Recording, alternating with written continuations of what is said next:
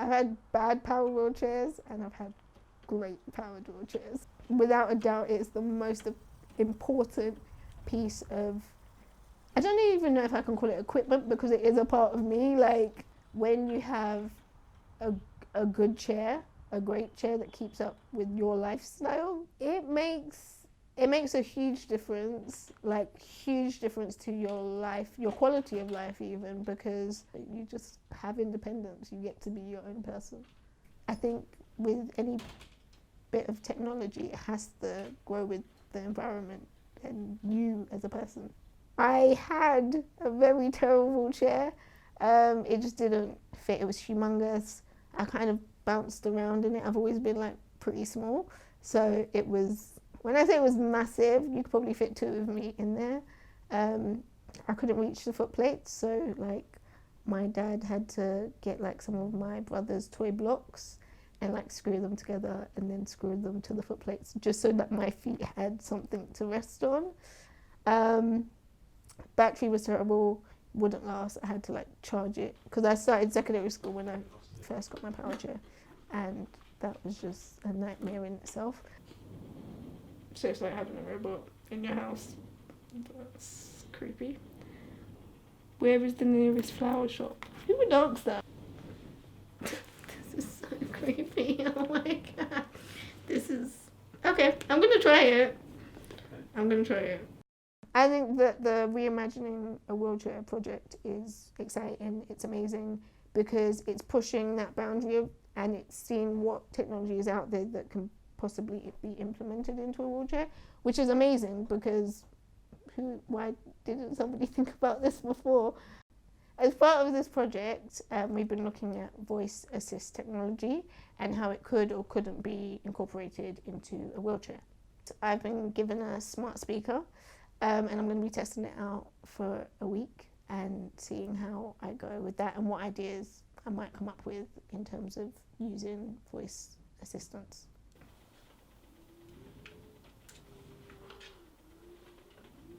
Oh! Okay, I don't know what that means. There's faces. It's not face, it's dots. Just dots. Does that mean it's listening to me? What does that mean? What does that mean?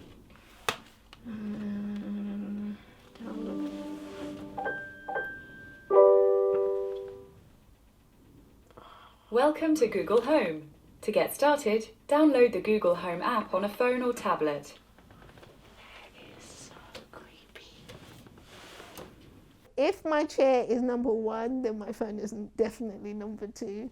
The first mobile phone I had was a Nokia 3310. You know, they look like brick ones, and I remember getting it because the day that I got it, we got, like, you could change the case, and I remember getting a Looney Tunes like case, and it was cool because I could call and I can text, and that's all I needed back then. Yeah, it was great. The battery lasted amazing, so yeah. My phone now is completely different because it's like having a mini laptop in my hands. Like, I can send emails, I can do Word documents, I can take pictures. If I would say in a 10-year gap, I went from only being able to text and call to being able to send emails, check the internet, do whatever else I want to do by app, all of that. And in the same 10 years, my chair, maybe two things have changed on it in terms of like technology or things moving on. There's only two things that are different from the first chair I've ever had. It's great, it fits, it does what it needs to do, but I'm sure it could catch up a little bit. Like, I don't know what you could add to it, but I'm sure you could think of a few things to, you know, just bring it along with the times. I don't know about it buying stuff for me, because I could probably find something cheaper and probably just find the first thing. Hi, I'm your Google Assistant, here to help. To learn a few things you can do, continue in the Google Home app. That scared me so much. Okay. What do I ask it to do first? I don't know. This is so creepy. Okay, Google. What is the capital of... What is the capital of what? Wow, you didn't even let me finish my sentence.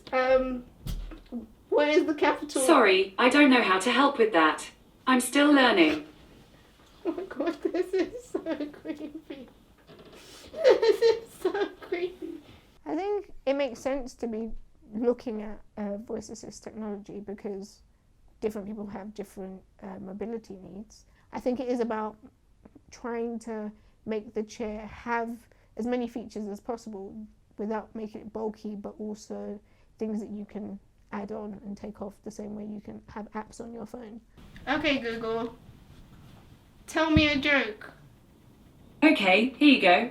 What do cats eat for breakfast? Mice Krispies. That was terrible. That was so terrible. And you need to work on your pauses in between to give me a chance to think about it. Oh my god, I'm talking to a machine. Wow. One thing that the smart speaker said that it could do on the box was it can connect to lights and your thermostat and just different things in the home. Your TV if it's a smart TV. For me personally, I don't think it would make sense if my wheelchair did those things. But if I'm thinking about it in a broader sense, people who do have mobility needs, that could be an amazing piece of equipment. Your chair literally can do whatever you need it to do in your home. So that could be amazing. But for me, I just have a lot of questions just because that's how my brain is wired. But yeah. Okay, Google. Open Whizz-Kidz. All right, getting Whizz-Kidz. Hi, I'm Jenny from Whizz-Kidz. I can help you with accessible travel within London. What would you like to do today? Is Liverpool Street Station accessible? Liverpool Street Station unfortunately does not have step-free access. What else would you like to know? I would want a function that it could tell me about accessible routes and journeys and stuff. And I think it'd be really useful if it was gathering that information as I was out and about, so that way people know that there's a drop curb here and there's not a drop curb and stuff like that. I think that would be cool, but I don't know about my entire chair connecting to everything. Maybe it just has certain features, so the whole feature about let me know what stations are accessible, I think that's amazing, but I don't want the world to be able to hack my chair. That is something I'm worried about. Okay, Google. Are you recording everything I'm saying? Google Home listens for the hot word, and after it hears it, sends a recording of what you say to Google. That recording is deleted after it's transcribed. I don't know how I would feel if my wheelchair recorded all of my conversations. That would be very weird. Oh my god, I'm thinking about the conversations I actually have. No. Because what if you switch it off, but then they're secretly still recording you? I don't like that. Oh! Oh, you can touch it too!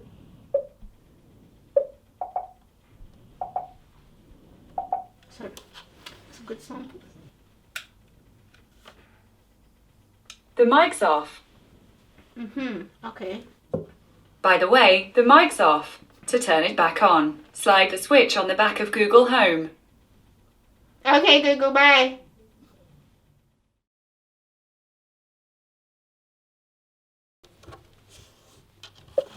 But the microphone is back on.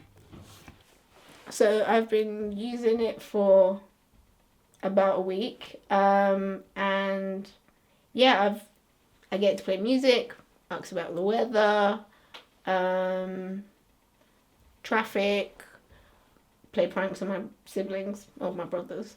I don't know how much I would want to use the voice activation in my chair, just because, or the voice assist in the chair, just because it recognizing voices. I realized that it didn't only just recognize my voice, it recognized everybody's voice. So if, for instance, it was in my chair, could somebody else tell my chair what to do?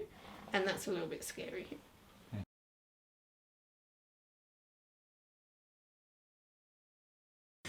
Right, folks, thank you.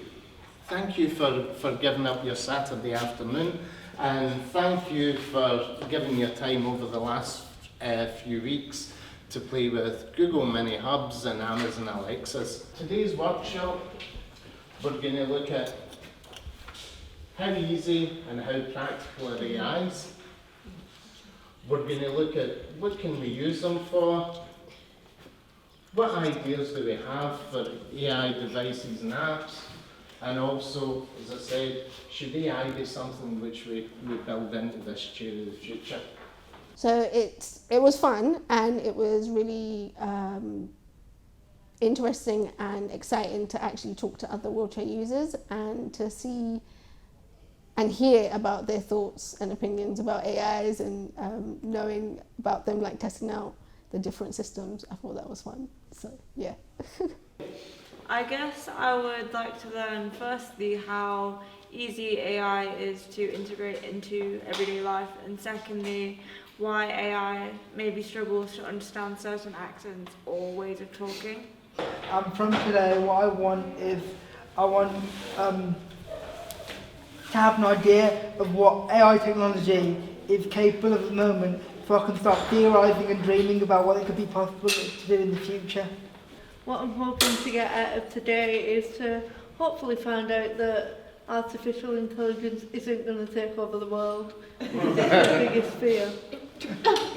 Kira and me share similar conspiracy theories about like how our information is used and how much like information we have to give this piece of technology. But the general consensus is that we do believe that it would be amazing for it to be a part of our wheelchair, but it's just how we're going to go about it. Wheelchair users naturally think of other wheelchair users, so even if someone has a manual chair and someone has a powered chair, we're thinking about how it can benefit both sides.